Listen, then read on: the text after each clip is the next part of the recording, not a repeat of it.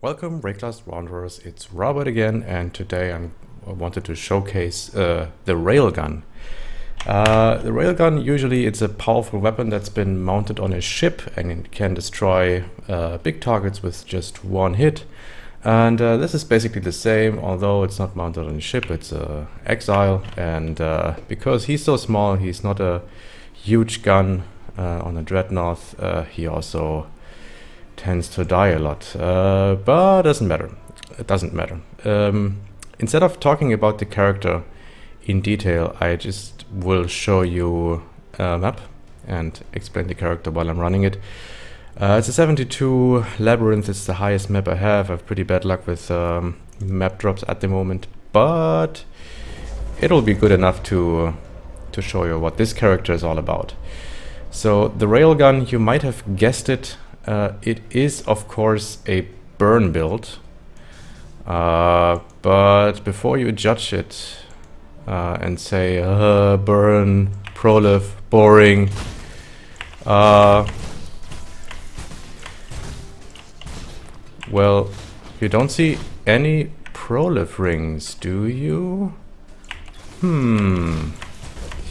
Yeah, which is probably because it's not a burn proliv spec at all. It's just raw upfront damage with the target to, or with the goal to obliterate everything that stands in my way with just one big hit, which usually works once I get my power charges up. So that's a crit build. I'm using Ice Shot, and people ask me if this is build of the week, because there were two builds of the week that used a similar mechanic. They used, as one of them used Ice Shot with Shinsol and Point Blank to create a really powerful Ice Shot hit, and then proliferate the burn from that. And they used, he used the 3 dragons to trigger the burn from the cold damage. And then there was the other build of the week that was released recently that used burning arrow traps and also Chinsol, and created a really huge burn of that. In my build it's a little bit different. I'm also using Chinsol, so I get 100% more bow damage at close range. I'm also using Point Blank, so I get another 50% more damage at close range. But instead of using Burning Arrow or the 3 dragons, I'm using Pyre.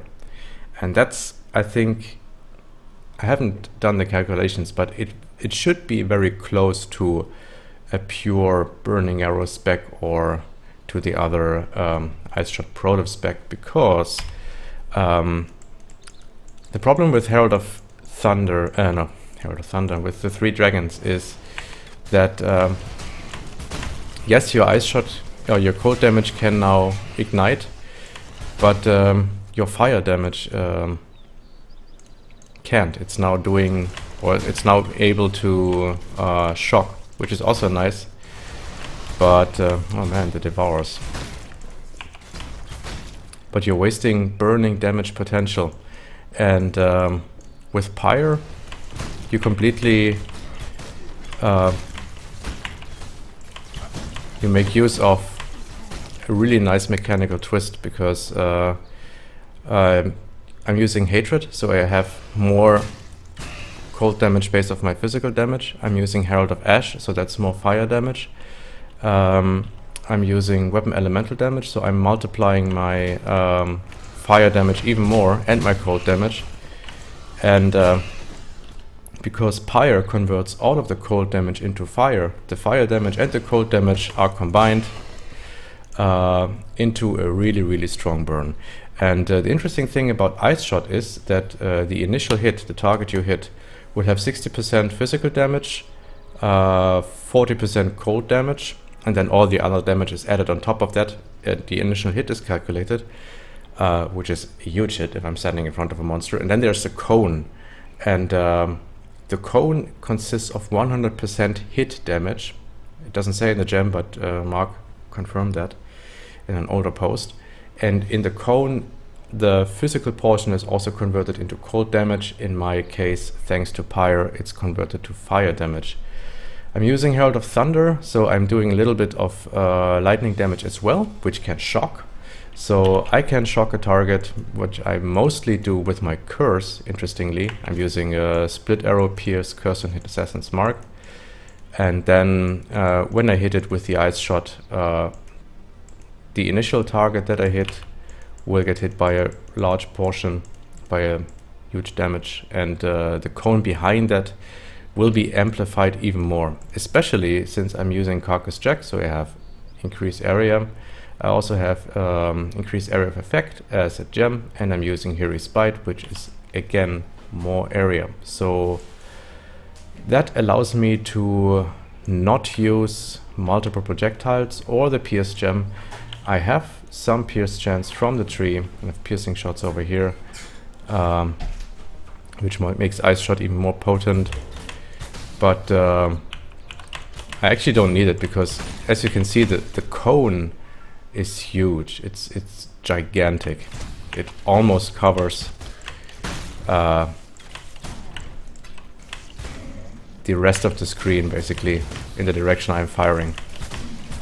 So if Labyrinth wasn't such a shitty zone, you could see the potential there. I mean, I'm showcasing it rather nicely with the Devourers, but actually what I want to get is some blue mobs or some rares. That would be nice.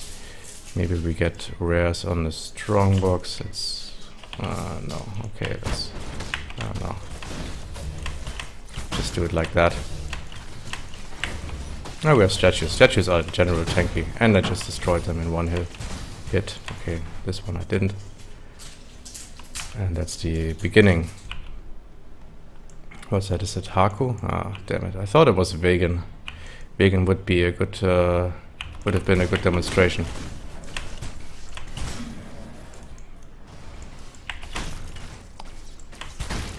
Okay, so because this build deals so much upfront damage, Reflect is a problem.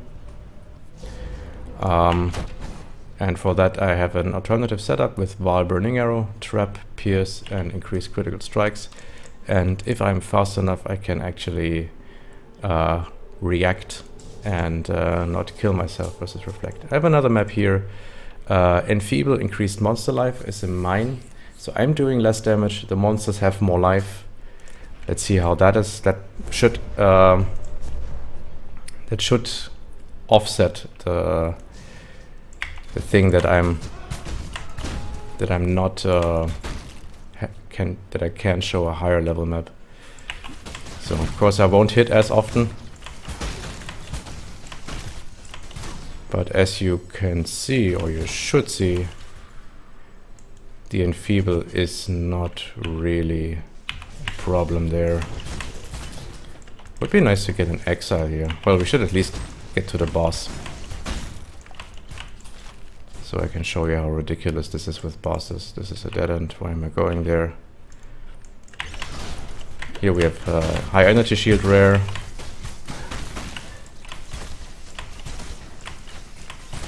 I could tank a few shots. Usually they can't. Really good stuff. The character is very squishy. I have only 3.5k life at level 82. Or I'm 83 now, I think. I have a little bit of evasion, but not much. I have Enduring Cry, which I should use more often, so I get a little bit of physical mitigation, but oft times I forget. Okay, there's Elemental Reflect, that's cool. So we curse and then use this, so it goes away.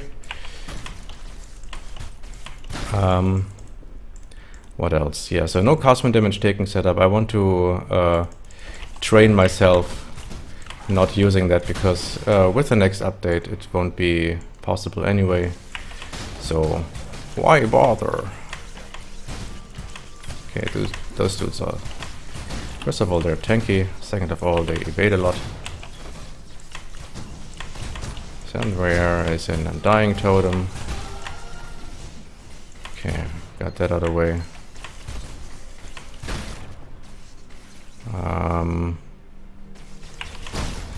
Yeah. What else? Maybe I should say something about the passive tree in a sec. Man, that blue is really annoying.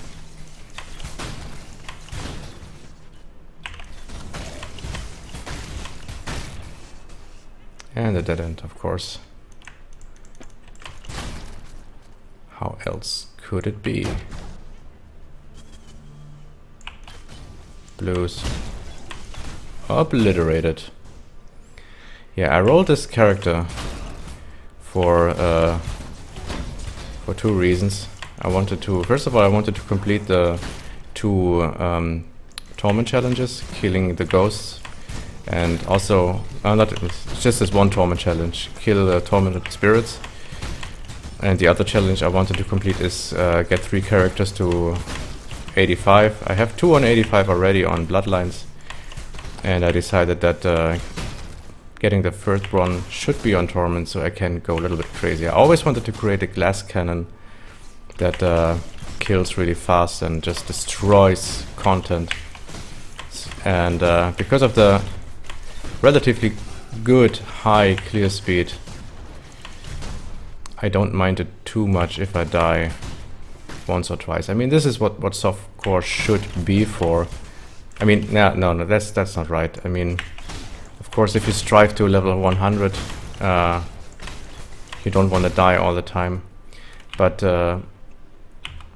it gives you room to experiment, and that's really nice. I mean, I would never try that on hardcore, at least not with without a decent budget I could invest into a decent defensive concept. Why is the boss not here? Why am I not hitting stuff?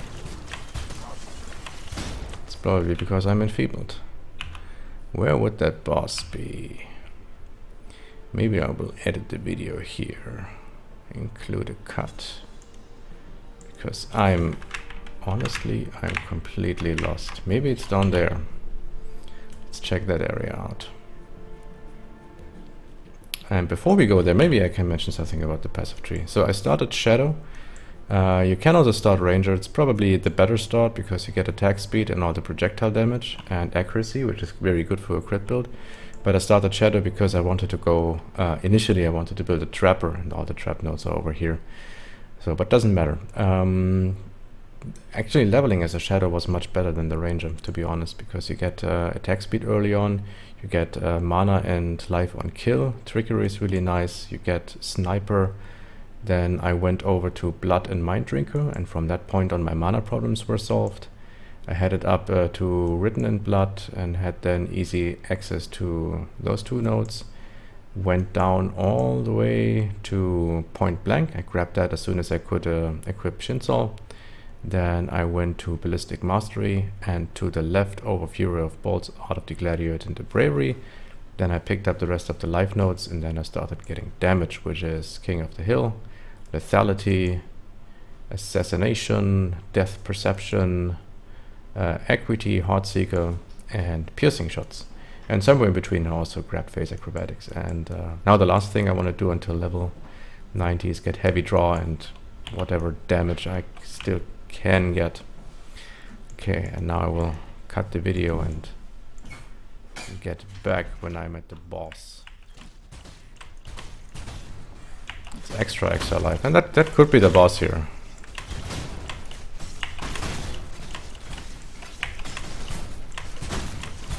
It might be that we kill him before we actually see him. Sometimes that happens.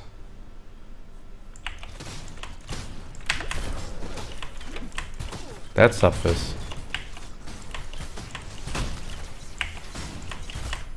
Yeah, Shroudwalker is a problem.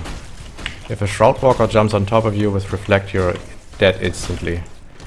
If a Flicker Spider with Reflect jumps onto you, you're onto yourself, you're dead instantly. And there should be the boss. There he is. He actually tanked some shots. Could have used a Val Burning Arrow there to kill him instantly, but yeah, it should prove a point. This is really, it's a boss killer. It's really nice. Yeah, so that's about it. Maybe a little words about the other gear. So the uniques should be clear: Shin Sol, Carcass Jack, Pyre, and Heri's Bite. The other gear should be, I mean, the belt for physical damage. This belt is generally pretty good, but the implicit is garbage. I blasted twice. That's the result after 2 blast orbs. I'm not really happy about it. Helmet, life, some resist, int. I need a lot of int for the gems. The gloves I only have for the accuracy rating and fist damage. The resists are terrible. Had a little bit of rarity, but yeah. The boots are also pretty garbage, but yeah, it kind of works. The ring could be better, should be better. Maybe I find an upgrade. I think one of the best items is actually the amulet, because it has a lot of flat fizz and fire damage and crit multi. This amulet alone is responsible for 1k DPS on my character sheet. So, but yeah, that's basically it. It's pretty easy, pretty simple to gear up. The items themselves are pretty cheap. I mean, except for a 5-link carcass. So I would say this is still a budget build. Really fun. If you just want to get nuts and don't mind dying once or twice to a reflect pack you don't see, then this might be a build for you. If you have any questions, please let me know in the comments below, and I hope to see you in game.